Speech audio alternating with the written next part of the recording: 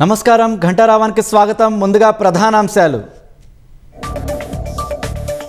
పాలమూరు రంగారెడ్డి కోసం యుద్ధ ప్రాతిపదికన భూసేకరణ, నిధులకు కొరత ఉండదని ముఖ్యమంత్రి హామీ.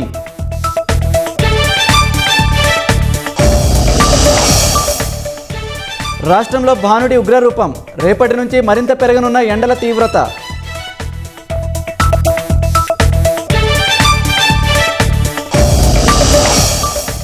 మోదీ ఆర్థిక విధానాలు విఫలమవుతున్నాయన్న రాహుల్, భారత్లో తీవ్ర ఆర్థిక తుఫాను రాబోతుందని హెచ్చరిక.